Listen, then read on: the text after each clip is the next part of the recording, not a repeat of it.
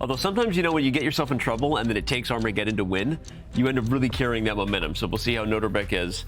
Ultimately, we'll get to that in a minute, because the first of our winners bracket battles, look at this. Playing fast, playing on prep. No more A6 from Magnus Carlsen. Yeah, he couldn't get away with it against this guy. But we get such a cool opening. Yeah, and more importantly, none of the Rosalimo that we saw in the World Championship match between these two in a Sicilian. For a moment there, I thought Fabi was extremely still on the camera, but good to know that everything's fine, the camera's working. And G4 on the board, David. Yeah, G4 for the score, as they say. Very aggressive play from Fabiano, throwing all pawns forward now on the king side, just preempting a decision by the Black King. Now Black's king should not ever get tempted to castle kingside, because it's going to be walking straight into an attack. But we didn't necessarily see this Taimanov Paulsen system. We saw a lot of Sveshnikov. He MVL avoids the Najdorf against Fabiano. That should tell you, right? And MVL doesn't avoid the Najdorf against anybody. So this is going to be awesome to see. Magnus played H6, which was the first move that kind of threw Fabi off before he remembered his prep. Prepared player in the world. Now, apparently, that crown belongs to Anish Giri, according to Hikaru. You gain 1 or 2, sometimes 3 moves even, for the sacrificed material. And here, White, as we see, nice safe king on C1, and White's piece is looking very active. It looks like you've got some pawn breaks as well. It's could well just really come to life. It's already alive. And the other thing is, Magnus historically didn't really play like this, right? He's only started to play like this when he's maybe not, holding on to that World Championship title as much. He's playing a lot freer. He always used to play quite safe, not taking too many risks, but this is an incredibly risky way to play, right? This kind of setup. A player like Magnus Carlsen, you want to get him into that Mikhail Tal deep dark forest of complications early on, where the path is narrow enough for just one player to get out. Is that the kind of position that you should be aiming for against Magnus? Tanya, you mentioned taking him into a deep dark forest. I mean, Jordan tried that yesterday. He took him into a deep dark van forest, but it didn't work. So, LOL. Yeah, right now, this one is a complicated position. And Danny, you're right. These days, he kind of relies on opening preparation more, computers more, and he has a great team around him, of course, Magnus. He said recently in a training camp that now more than ever has he relied on these sharp variations, because that's the only way to do it. It's up to Fabi to prove the compensation. Yeah, I mean, I think it's a great thing that he's done in general. I mean, if you look at a lot of players, I'm just taking players who play a lot of chess on the British circuit, who may be getting a bit older, and they just play the same chess all the time. Looks quite stable for now, but knowing Magnus, I've seen him in similar positions drop his knight back and try to bring it round to a nice outpost on F5 a bit later on. It looks like you're taking liberties, you're undeveloping your pieces, but actually this black rook is pretty much developed anyway on an open file. This bishop can come out later, and if White doesn't strike now, then you will bring your knight to a better outpost later. Well, that last one, but look at this. What's happening here? This is completely bonkers as well, right? Completely mad. Just a weird position. White is down a whole pawn and still has the luxury to slow play it. There is a battery on the C file, and C2 is hanging with check. So when you kind of laugh in the face of danger, we should show what's going on with rook takes F4, deflecting the queen, queen takes C2 check. But it's one of those funny Sicilian positions where you got to calculate to the end, because just because you get a scary check may not actually mean you have anything left in the tank.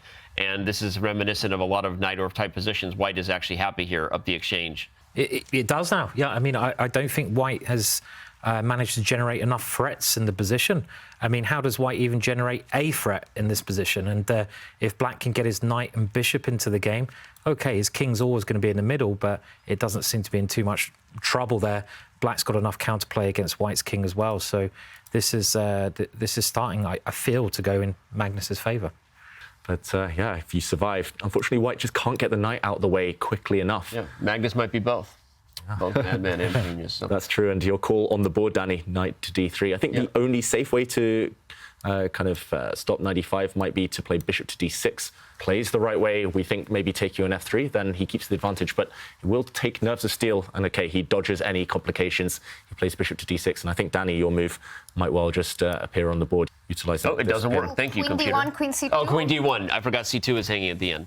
Yeah, counter-attack. Okay, so maybe in this position, at least you've created this pin. Maybe you can go for the slow burn attack. I don't quite see it yet.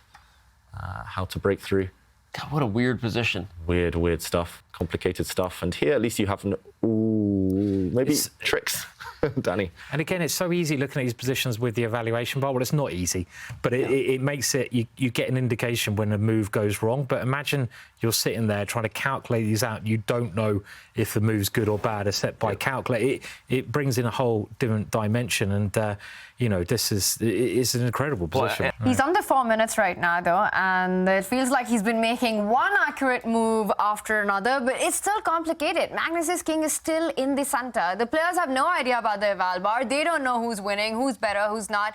I guess I'm having a hard time seeing threats for white. That's my problem. You know what really kills me is that knight on f5. That knight on f5 is guarding and controlling everything. It is a pain, and you know what? I think as David says it, this is a steed. This is a stallion on the board right now. That knight on f5. Not only a great defensive piece, but also an attacking piece, controlling so many squares. And Fabi trying to create threats here. It's exactly what he's doing. Touching the 1 minute mark. Any chances for Fabi here? It's one of those positions that's even worse than the math says it is, because white has no threats here. The rook on h4 guards b4. The queen is guarding everything. I'm like, what is Fabi going to do? Now he's under, I guess he's under a minute. The one thing I would do here, I mean, Magnus, he'll find a more sophisticated move for sure, but the one thing I would do is just defend everything. Just put a rook on c6 and say, you shall not pass, and just cover all of these pawns, and I don't see anything ever going wrong there. But he finds a maybe even stronger move, trying to force those rooks off the board. Simon, you said any trades help, and that seems to be the case. And unfortunately, it's hard to keep this rook on the board, because if you slide it across, attack that black queen, the other move you mentioned, now a queen trade is guaranteed, and that will end the game. 2 extra pawns for black. Yowie. Okay, he plays rook h2. At least the white queen has more squares to flee to if you try to trade off now. That's desperation. Of course, the mouse slips. There's other ways that Fabi can get back into this game. And okay, d5 looks fine. Planting a pawn on a very safe square. Still lacking ideas here for Fabi to break through. That white queen, it just needs to land somewhere on the queen side, somewhere behind enemy lines to give black a check, but still how to break through. Dan, I think d5 has a concrete threat. He wants to play knight e3, and Fabi didn't stop it. Because the knight was guarding d6, and so now you can go to e3 without queen taking, which forks the d1 rook and the c2 pawn. It's funny, he didn't... Looks strong. Maybe he'll land it now. You couldn't even take that pawn with a bishop, because rook d4 was just game over immediately. So... you know, he's dropping pawns and there he goes, like I drop ELO points. And they're finishing it off in style. Take c2. Beautiful chess here. Very Queen nice. takes pawn. The white king has to move. What a game. And you can just go, you can do many Checkmate in things. 3 now. Rookie 1. Yeah, this Rookie is 1 is coming. too many tempting options, aren't there? I mean, like, you can Fabi pin the has queen. resigned. What a finish. And with that, Fabiano Caruana goes down in game 1.